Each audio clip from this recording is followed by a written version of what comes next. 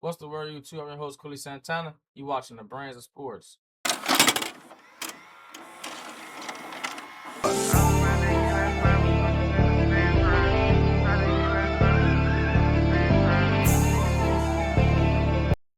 Welcome back to the TBOS podcast. I'm your host, The Brains, aka Quillysantana.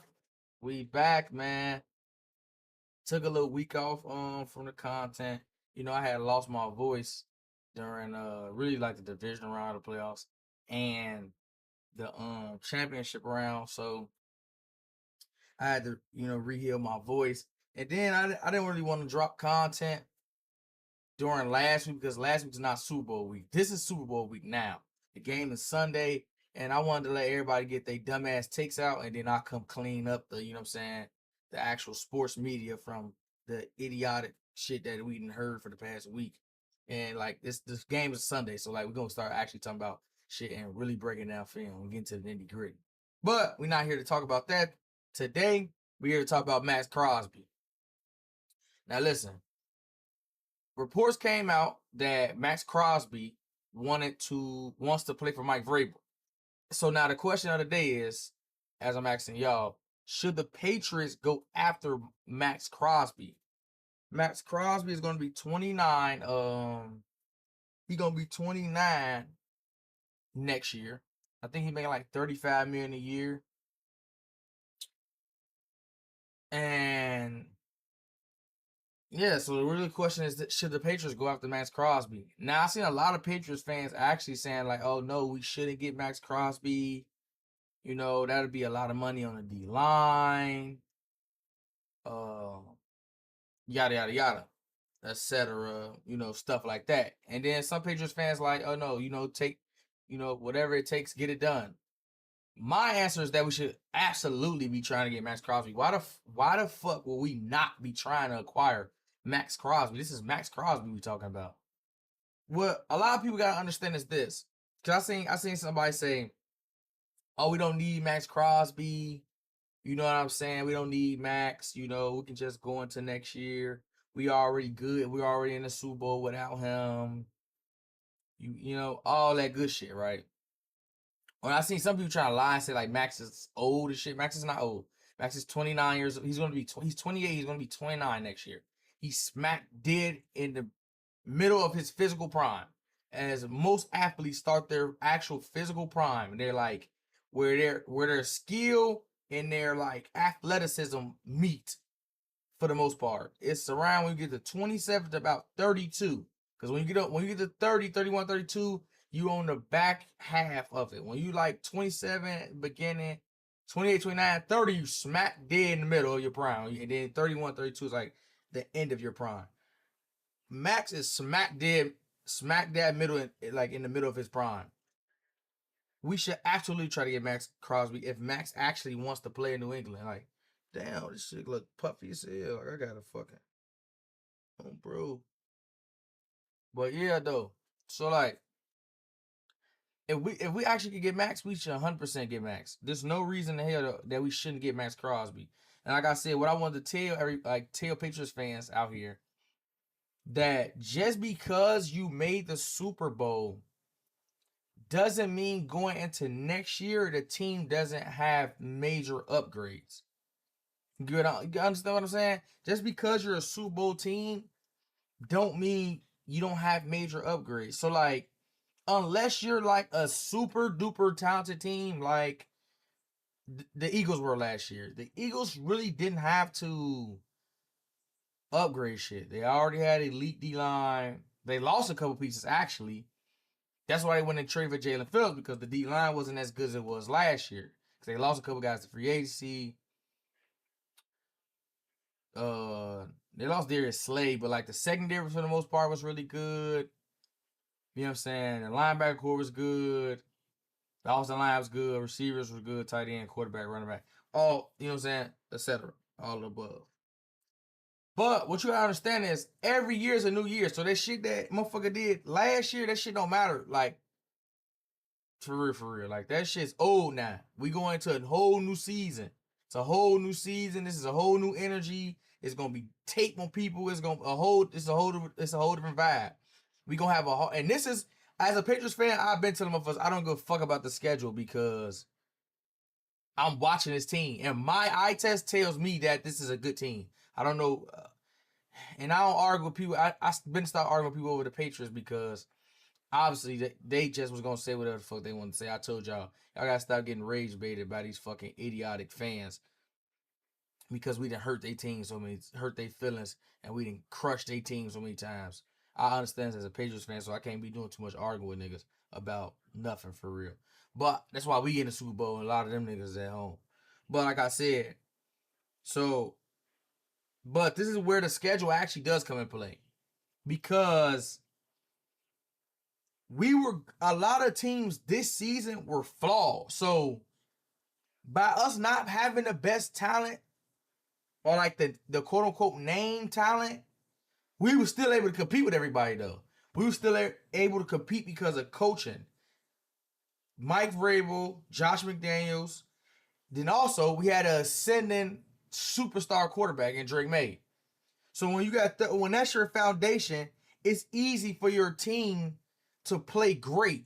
But that doesn't mean that you're a super talented team, because you can play great football and not be a super talented team at all. Right? Not saying we're not like a talented team, because I think we have talent on this team, but I think we have so much room to grow. We can get so much. I've been thinking about this all like week, like man, like we in the Super Bowl, and like next year, because I'm thinking like, okay, I believe we're gonna win the Super Bowl. My preview on that coming out later today, but I'm thinking like, damn, what if we win the bowl? Like, damn, can we get better and try to really like have a chance to go back to back? In my mind, because I'm thinking like our team is so much. It's so many areas of this team where we can drastically improve and get way better at this offseason. You know what I'm saying? Through the draft and shit like that, and through free agency or in a trade or whatever the case may be. So you can't go into the next season thinking, okay, we're just gonna run it back with this team, because that's not how that's not how it works. Because your team's not gonna play the same way the team played last year. Certain guys not gonna play the same way they played last year. The schedule, like I said, we definitely was gonna beat them. A lot of them other niggas, like we gonna beat the Titans, we gonna beat the Browns, we gonna beat the Falcons, we gonna beat the the niggas inside our division. A lot of them teams we can really beat, and then the couple teams we played, we was able to hang with them. We was able to compete with those guys. You know what I'm saying? Because we so well coached. But next year, this next year might not be a fluky year. Next year might not be a year where every team is flawed. You can really pick at a lot of things at a lot of teams. It might be 2-3 teams. They kind of tighten the screws on those fluky, you know what I'm saying, flaws, and tighten it up and get better. And now it's like, oh, this is a powerhouse. This is a powerhouse. This is a powerhouse. And when you start playing those type of teams, you have to have talent to really compete with those teams. The thing with this year was like a lot of teams was flawed. Teams had strengths and then they had big weaknesses. You see what I'm saying? You could go down a list again and like 4-5 weaknesses of each team. That might not be the case next year. Next year, a team might only have 1 weakness or 2 weaknesses. You see what I'm saying? That might be the case. So we have to get better. We can't just afford to go into next season like, oh, it's like, oh yeah, we're gonna build through the draft. We had a great draft this season, but next year those rookies might not pan out.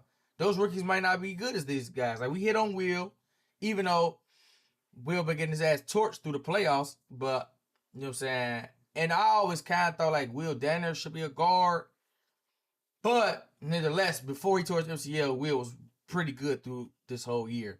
You know what I'm saying? Then he tore his MCL and then had to go play in the playoffs versus these elite pass rushers. I don't even like think he was fully healthy. But Will was a hit. It was a success.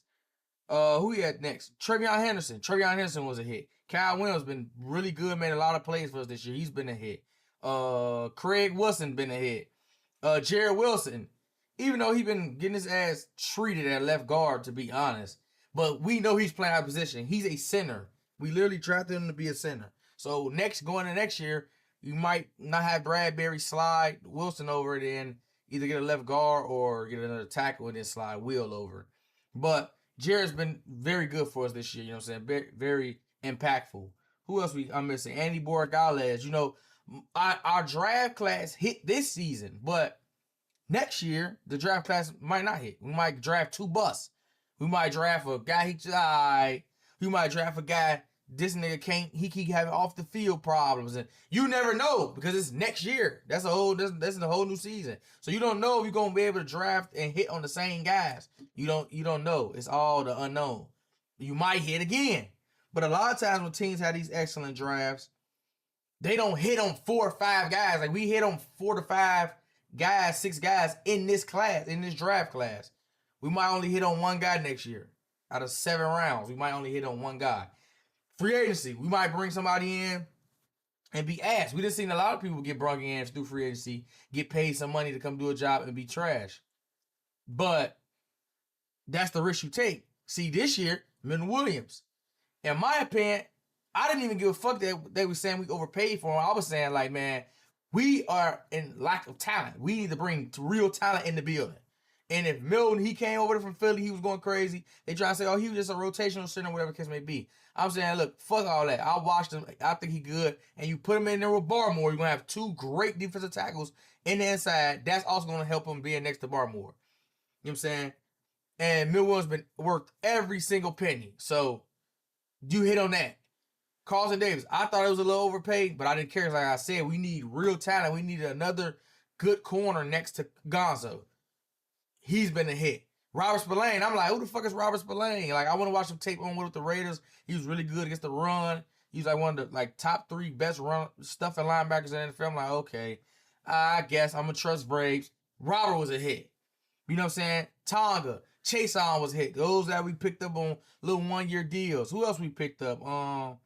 Guys like Jack Gibbons on a 1-year deal. You see what I'm saying? All those guys, all those moving parts was hits. All the moving parts was hits. We hit on those. Stephon Diggs. Didn't nobody want Stephon for real. Stephon hit. But you might go out next off in this next free agency and get 2 guys and they be ass and then they don't contribute. Just look at when we spent all that money a couple years ago, like 2021. Jonnu Smith really didn't do shit for us. Nelson Aguilar, bum. Who else we had that I hated that we even picked up? It was a couple motherfuckers we picked up. They wasn't on shit. I ain't gonna lie. They was weak as hell. They was trash.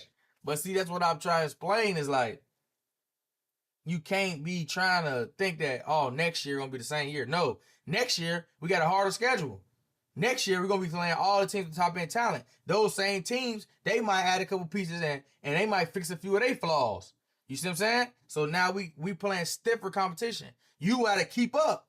You gotta make sure that you got the best players on the field that's available to your team. So that's why I think we should get Maxx Crosby. Maxx had 10 sacks this year. Maxx also, he had a down year a little bit as far as pass rush. He was only like 9.6% with pressure rate. Only had 46 quarterback pressures, even though he had 10 sacks. But also, this is the thing, right, with Maxx. And this is why I love Maxx Crosby, and I think he's the second best end, you know what I'm saying, besides Miles. Maxx also led the league in defensive stops. He's tied in first with 58 defensive stops with Cameron Hayward and Jordan Davis. And now what does that mean? Defensive stops is just basically, it's a play generated by the defender, a positive play generated by the defender. That's basically a negative play for the defense. So like tackles for loss, stuff in the run for no going nowhere, shit like that. You know what I'm saying? You can even put batting balls in there. I think batted passes in there, everything. That's one of the main reasons why Maxx Crosby is the second best behind Miles.